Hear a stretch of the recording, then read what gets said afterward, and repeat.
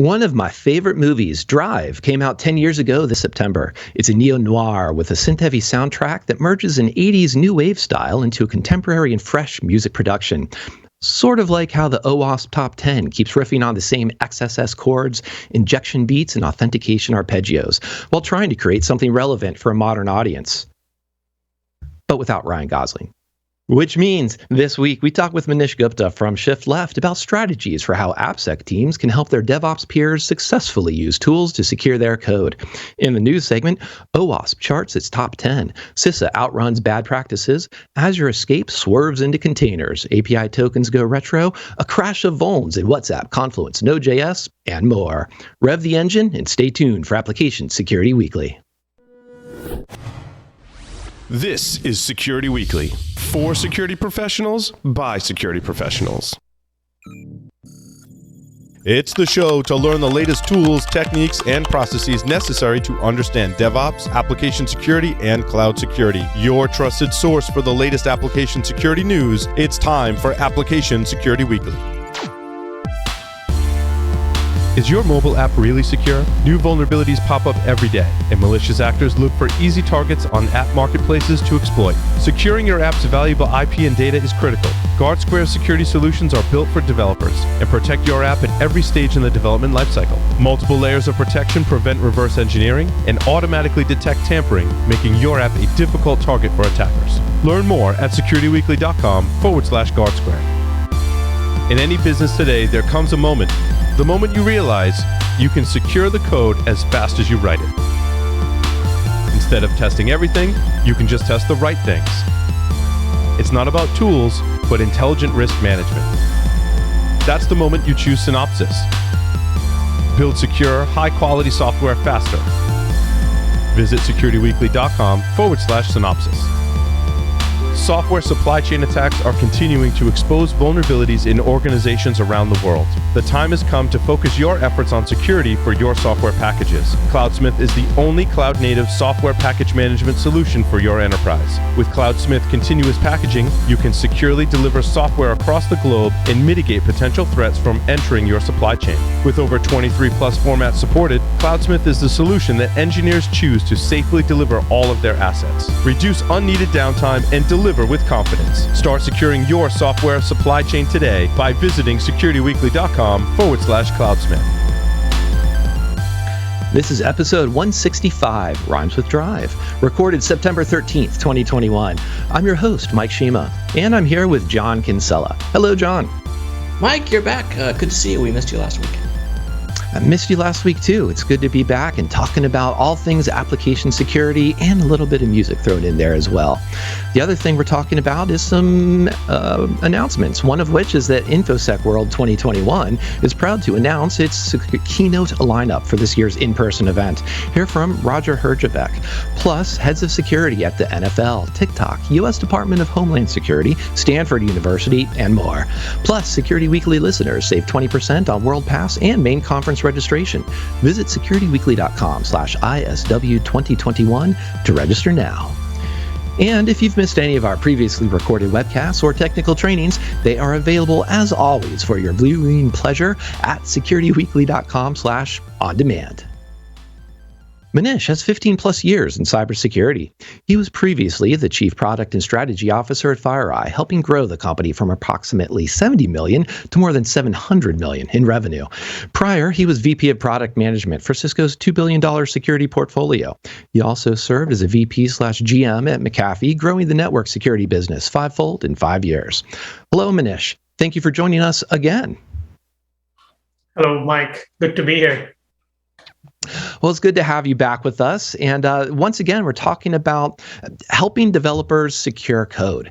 And, part of this is I think is sort of AppSec to get out of the way and developers to just be able to do what they do.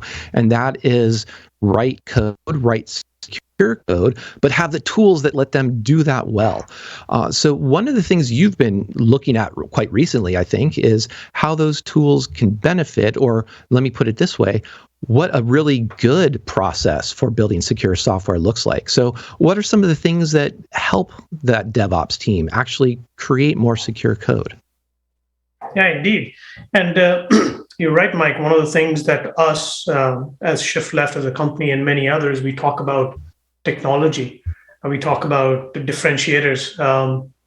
But one of the things we wanted to do was to take a look at how we at ShiftLeft have impacted our customers' lives, application security metrics.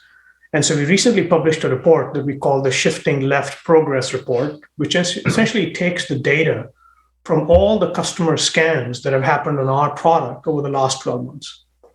And one characteristic, one metric that stands out for me is that customers who've integrated ShiftLeft in their CI pipeline and have automated scanning are fixing 91.4% of the vulnerabilities within 1 to 2 sprints.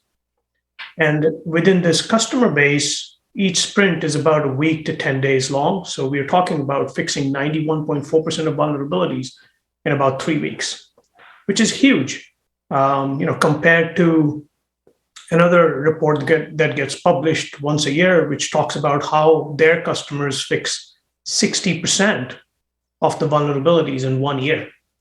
So, the improvement of automating, leveraging modern technology is rather apparent. Yeah, so it's not like I think fundamentally it's not the case where we can just deploy a tool and magically security gets better. But obviously, you're pointing to a quality of a tool and having it in a way that is best easily used. The usability, user experience is what I'm going for from the developer team, makes it possible so that it's easier to fix vulnerabilities, or maybe it's a way to say, here are the vulnerabilities that are worth fixing, rather than just all we do is ever spend our development time on vulnerabilities and we don't have any time to build features and so on. So I'm curious about what are some of the traits of either maybe it is the tool itself or just that the traits of that collaboration between the AppSec team, the developers, in order to get this mindset that we're going to have vulns, but we don't want to spend all of our time just fixing vulns, but we are going to set up some type of process that works for everybody in a way that, like you pointed out, that almost 9 out of 10 vulns are getting fixed with in a month or less. Indeed, Mike. Look, I think there are 2 things that we first have to recognize in application security. Number one, in most companies, business trumps security. It's just the reality. Companies are motivated, incented to get new feature functionality out there faster so that they can please their customers, acquire more customers, grow their revenue. And security is almost always takes a backseat to that, number one. Number two, driven by that company initiative, company priority, the second rule of thumb usually is that developers are incented to deliver feature functionality with as few bugs as possible, as quickly as possible, and security usually is not part of that remit. And so if we remember those 2 fundamental truths, then we have to figure out how to insert security into this developer pipeline so that we allow developers to fix vulnerabilities as quickly as possible, but at the same time, not slow them down because their first priority is to deliver feature functionality faster. And what we have found from our experience is there are 3 elements that are important in doing so. One, modern CI pipelines have become faster and highly automated. And so legacy tools to begin with might be on-prem, which are fundamentally much slower, or even if they're in the cloud, they are taking hours or sometimes days to scan an application. As a result, what happens in most companies when they use these legacy tools is while developers are making multiple changes in a given day, the application security scan is done once in 2 weeks or 3 weeks. And at that point, when the vulnerabilities are found, as you can imagine, if there was 3 works of work that was done by developers and then you run a scan, you have lost complete sight of which change, which developer made that caused the vulnerability. And what's more, the first change that perhaps caused the vulnerability can be built on top by other developers. And so it's no longer easy to fix a vulnerability. So number one. Number two, is accuracy. Most of these legacy tools were developed in an era when we were not using as many open source libraries, definitely not using as many APIs. But a modern application is a coming together of individual components like custom code, but increasingly that is getting less and less in an application, and we are using more and more libraries and APIs because there's so much rich functionality that is out there that we can leverage without having to rewrite it. And the third is the workflow. Again, in a modern CI pipeline, in the API first world, to ask developers to go to a different console to consume vulnerability information out of band, again, impacts their productivity. So we improve on all of those three fronts. Number one, we talk about this in our Shifting Left progress report, that across last year, the median scan time for our customers was 2 minutes, 20 seconds. And so that is allowing customers for the first time to insert an application security tool in their CI pipeline so that every pull request, even if it is in the feature branch of an individual developer, is scanned. Vulnerabilities are identified with the highest accuracy. That's the other key benefit of ShiftLeft. Our accuracy rate is about 75%, highest in the industry. And so what happens is when developers, as soon as they make the change, because software development is a creative exercise, they are immediately given vulnerabilities which are highly accurate. And therefore, as you can imagine, if I get 2 vulnerabilities because of the changes that I made versus a list of 200, it's rather obvious what am I going to do. The list of 200 is like deer in the headlights look, let's just call it technical debt and move on. List of 2, man, I can fix this, because developers, of course, are trying to do the right thing as well. And then finally, it is the workflow, which is we got to give it to them in the CI. If they're using Git-based, our results should show up in that workflow. If they use Jira, the results should show up in that workflow. So it's all of these three things that work in concert to allow customers to fix vulnerabilities faster. Yeah, I think there's underlying that there's an attention to the user experience, and I would sort of also describe it as an attention on the consumer. The consumer in this case being that DevOps team, and what they need to know and what they need to have put in front of them in terms of a prioritized list of things to fix, rather than security just say, go fix everything, figure out how to do it. What I'm hearing you describe is security or a tool being able to say, here's the prioritized vulns of, here's the handful that you really probably should fix. And the others, sure, there's some other vulnerabilities in there, but probably they can be deprioritized or they're not exploitable. One of the things that stood out to me when I was reading through the report is looking at software composition analysis, and the idea of, amongst common tools, is say, sure, there's a whole bunch of vulnerabilities in these known vulnerabilities in these dependencies, but are they actually exploitable or not? And if you can make that distinction between saying, hey, DevOps team, here are the vulnerabilities that are exploitable, fix those, versus here's every single package ever that you should probably upgrade to, the amount of effort in those choices is starkly different. And it's going to be a lot easier for a team just to say, cool, I'll fix this handful. We'll have better confidence that we've reduced an appreciable amount of risk. And then we're going to move on to our feature development, something else that we as engineers are trying to do for the business. Yeah, absolutely, Mike. That's a huge finding when we've, the software composition analysis and applying attacker reachability to those vulnerabilities, and thereby, again, as the data shows, reducing the number of libraries that our customers have to upgrade by 92%. That's huge amounts of time savings. And also, again, it's just funny how human mind works, right? When you give, like we know of companies that have been sitting on criticality 10, so highest severity, 100 plus libraries that are severely critical for years. And the reason is because when they get this massive list of dependencies, the work, because they are not prioritized, it's just one list and it's humongous, the work never starts because it's a huge amount of work that the team needs to do. And so contrast that with, well, that 100 has now become 8, And these are attacker reachable, number one. And so this is the highest priority, as you pointed out. But I think there's another aspect too, which is, well, all of these vulnerabilities that are in dependencies can be mitigated if you took the right steps of sanitization in your own source code. And so that's the other unique advantage of doing attacker reachability, which essentially means analyzing the application plus the library together as opposed to analyzing them separately. And so we can see, therefore, that, oh, yeah, there's an attacker-controlled input that is coming in, it's coming through the custom code, it is touching this library, which is not sanitizing this input.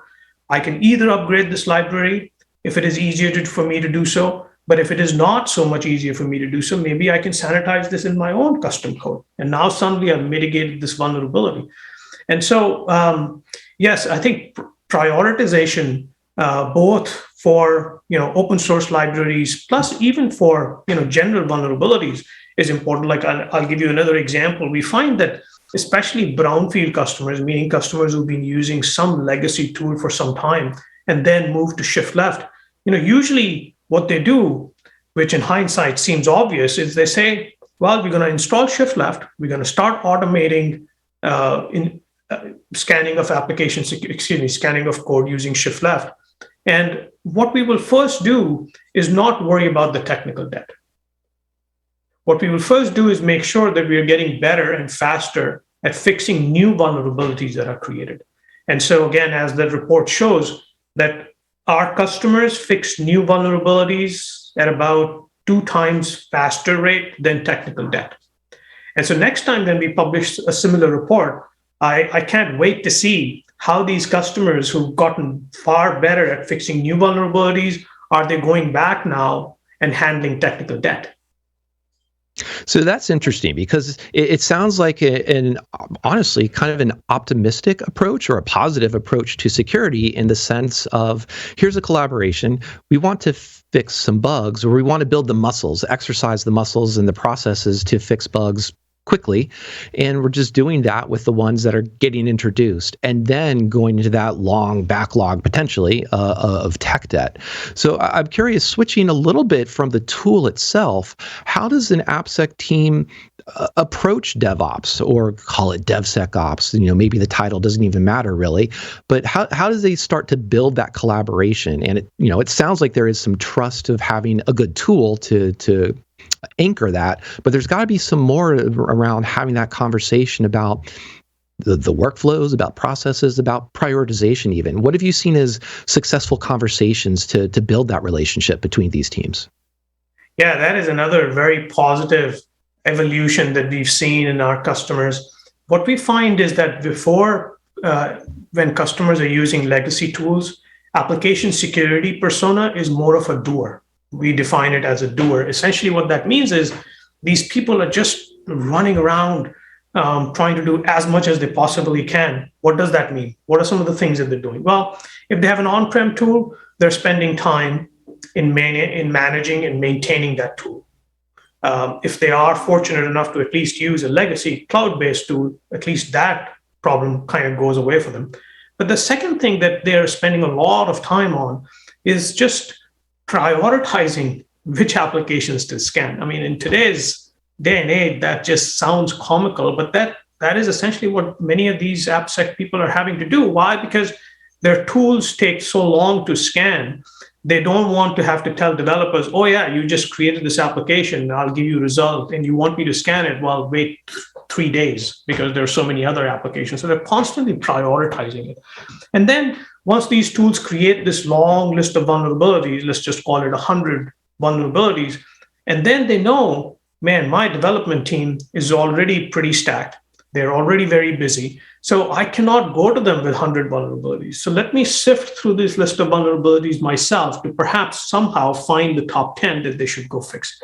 And then they go start working with the development team to figure out, hey, who wrote this change? When was this change written? Is this technical debt? Can I find the developer who can go fix it? So there's a lot of just coordination work that is going on.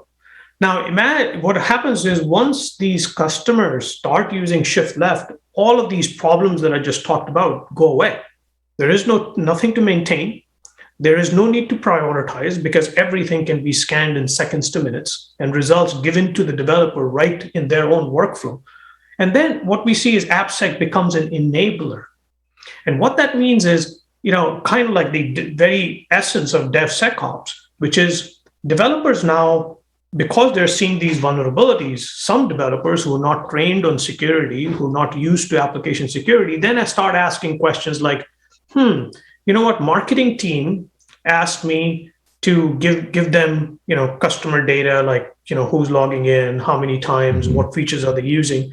But logging this information to a log file is a security vulnerability. So, hey, AppSec, can you recommend to me how should I go about solving this problem? Or even simpler questions like, hey, there's a SQL injection vulnerability in Java. And guess what? I'm new to Java. I don't know how to fix this. And I can Google it, but it'll give me like 50,000 results. And I'm not so sure that is the best way. So can I talk to an expert who can tell me perhaps this is the best practice that we follow in the company? Now, this is where we are enhancing our product as well, so that AppSec can recommend best practices so that the developer sees it right then and there, and can go about doing things. But this is the level of collaboration that we are going to need in this industry if we are to get better, because clearly developer to AppSec ratio is often 100 to 200 is to 1, meaning 100 to 200 developers to one AppSec person. And AppSec is one of the roles for which we have the fewest people available. There's a significant gap between supply and demand. And so if we are to get better, we have to use technologies to leverage the application security talent that we have to make them enablers so that we start using the bigger development teams, educate them more on application security, and give them the right bits of information in their workflow so that we can together, application security and developer together, get better at enhancing security. This is not an either or role. Developers themselves are not going to get it done. AppSec themselves definitely can't get it done because they don't write code. Yeah, I think that those. All our AppSec oh, go ahead, John. I just want to, shout out to all our AppSec people. Manish is telling me you need to be asking for more money at your job.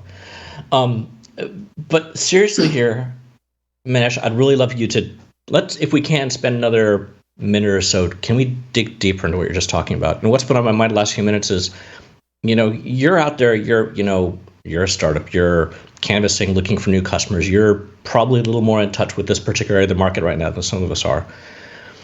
I'd love to sort of hear you talk about this a little more from the point of view so our listeners, whether they're AppSec or developers or management or whoever, so they can sort of understand. Because I live in a bubble, right? I think, everyone's using CI/CD and blah, blah, blah, and all these sort of things. And, everything's perfect.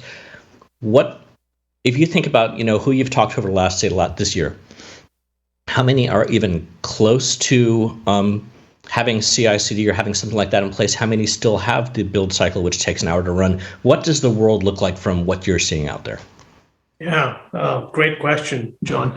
Well, as you can imagine, there is a spectrum. So there are companies who are literally 5 developers or 10 developers, and they are making, like one of those customers of ours is scanning about 50 pull requests a day. So that is one extreme, highly agile.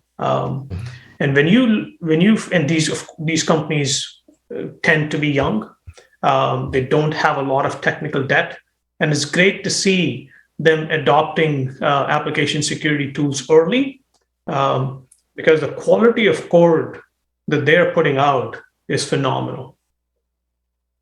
Then on the other extreme, you have companies that have literally 100+ year history, and there, many times what we find is CI/CD is not in place. The spark has really taken hold in one business unit or maybe one team within one business unit. And they are now application security is now trying to catch up. I will say one of the things that we are seeing in some of these mature companies is that if there was not a forcing function, they probably would not want to go to something more agile like CI/CD. But what is happening is it's hard to retain good talent if the talent is not able to use modern practices. And so sometimes it's not the company's decision, it's the development team's decision to say, you know what, we are going to use CI/CD because when I leave this job and I go somewhere else, I need to be able to say that I worked in a modern environment. So it really runs the gamut. Some of these companies are still scanning maybe once in a few days. But that is also, I think, a selection bias, meaning if companies are only scanning once a month and don't have any need or desire to scan more often and get better at application security, they're probably not going to come talk to us. Yeah, true. True. I think some of what you've been talking about too is a lot of that aspect of education and tools for the developers, and I appreciate that, because there's a trope out there that I think needs to be done away with, is that developers don't care about security. I think there's more the aspect that they're not necessarily incentivized, or their incentives are different from AppSec, or they're not looking at the purity from an AppSec perspective of every vuln has to be fixed. And you were just explaining about the importance of prioritization. So I'm kind of curious too, kind of as a follow-on from John's question, what have you seen in terms of the AppSec's role within these different companies, in the sense of, now to be kind to our listeners, I'm not necessarily going to say that AppSec is completely going away or that role is going away, but perhaps it's transforming, it's being different, especially as these companies are adopting that more modern CI/CD pipeline. They're having different relationship with the tools and their secure code. So have you seen that with like those small groups of 5 developers? Are they considering an AppSec role, or how are they considering AppSec to be brought into their organization? Yeah, so I completely agree, Mike. I, for one, don't see, or we as a company don't see application security as a role going away anytime soon. What we are seeing, though, is application security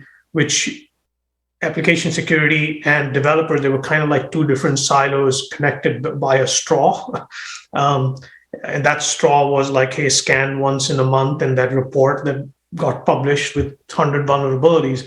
And that is being replaced with, when companies start to use something like ShiftLeft, with a very big fat pipe of collaboration between these 2 organizations. In these 5-person team, 5 developer teams, there is not necessarily a separate AppSec person, but a security champion, or one of the 5 who has been asked to say, hey, look, you have more background in security. We have a SaaS application. We have to take application security seriously. So you take the role of kind of application security and development combined. We call it a security champion. And so not only are you developing, but you're also instituting some best practices. And when the other 4 developers have questions about security, you can answer them. The second thing that I want to talk about is that you brought up is developer education. I think that's a huge area of investment for companies, young and large. And that has to do with today, when we think about education, we kind of think about, okay, well, let's take the person out of whatever they're working on. Let's send them to a 3-week, a month long training course for them to learn about, let's say, security. And that is somewhat separate from their day-to-day work. So companies have a harder time making that decision because that's going to impact the person's productivity in the short term. So one of the things that we're seeing, and we've introduced a product that we call ShiftLeft Educate.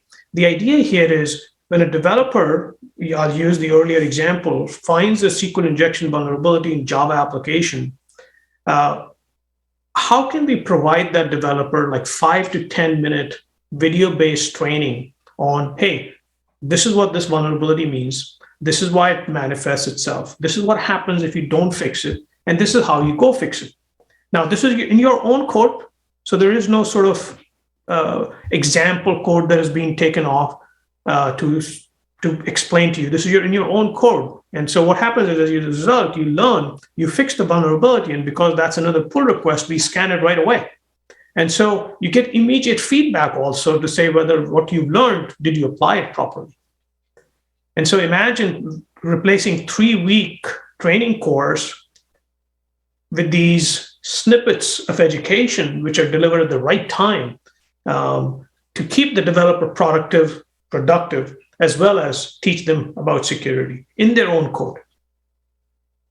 It's that right time that I think, to me, it sounds like a theme that's emerging from here, because you're pointing out the right time and the right context of the education to provide. Let's talk about SQL injection when there's a SQL injection vuln that's come up here, as opposed to just going through the what's commonly done, I think, at many organizations. You're onboarded. Part of your new hire training is to go through the OWASP top 10, and then we'll quiz you and make you go through it again a year later, which that's not really necessary. That's missing a lot of the context. And the other context you also mentioned too was, if you have quicker scans, or the scans can be done at the time of commit, you have the attention of the person that made that commit, and therefore you get the person who's also probably responsible not only for fixing it, but who probably also, hopefully, has a better context about what this section of code is supposed to do. So I think there's a lot of fallout, ancillary, I'm coming up with some synonyms here, better things that happen when you can get closer to the point in time of where that vulnerability occurred. And maybe that's I'm guessing here, but that seems to be a potential case for why developers can be fixing more of these vulns overall, or fixing them quicker as well. Yeah, absolutely. Look, as we discussed earlier, it is incorrect to say developers don't take security seriously. They do, but they're being asked to do too much of many other things and do security, and with not the right tools, which makes them less productive. I think what we've shown here, what we've discussed here, is there are approaches, ShiftLeft is perhaps one of them, where the goal needs to be very much like unit testing has become part of modern CI pipeline in an automated fashion. Similarly, every pull request should automatically be scanned. And this allows us to do many things. One, find vulnerabilities quickly, fix them. But this also starts to allow us to now say, so today we've taken the first step, integrated something like ShiftLeft. Tomorrow we start seeing the vulnerabilities, start fixing them. Third step now is, well, where do we go from here? Well, today, if we are not providing examples of how, let's say, a particular API that developers should be using to sanitize SQL inputs, then maybe that's the next step. So that our code base starts to become simpler and simpler and simpler, which of course, by definition, means it is better code, it is going to perform better, it's going to create more bugs, including security vulnerabilities. Yeah, I think, and that ties into some of the aspects that stands out to me on the side of that tech debt, because for as optimistic as we're trying to be throughout this entire segment, tech debt is going to happen, regardless of whether you're that 5-person team building, a cloud native application with modern stacks. There's still going to be code cruft, things that accrue over time, or if you're an old ancient enterprise company, you of course are going to have tech debt. And so I guess maybe one final of the questions here is, we've been avoiding a little bit of what to do with that tech debt or how to approach it, because it's less exciting, to be honest. There's less incentive often to deal with something, to not deal with a feature, something that isn't a new feature. So maybe, do you have some closing advice for us, or some ways that you've seen in the companies you've been talking with in the last year or so, how they've approached tech debt, or how they've at least kept it on their radar so that they can be aware of it, and it doesn't become something that haunts them and really bites them later on? Yeah, a great question. So what we have seen in some of the leading companies that have really matured in their application security processes, they've started to fix a lot of vulnerabilities, they've started to now focus on technical debt, is that because of this collaboration that is now being instituted, if you will, developed between application security and developer, there are broader conversations that are being had, such as, hey, do we need to re-architect? Because these components that we use that are causing some of this technical debt for us are rather outdated. And this was time that was not previously available to these two people, right? Because they were just running around, finding vulnerabilities at the 11th hour, and then figuring out what are they going to do when they're faced with this deadline of needing to go live, but also having 100 vulnerabilities that they have just found. So it's about, I don't have any concrete examples other than to say, yes, this collaboration, this conversation that is being opened up to even embrace re-architecting. There are a few companies who are in this process of sort of lifting and shifting applications.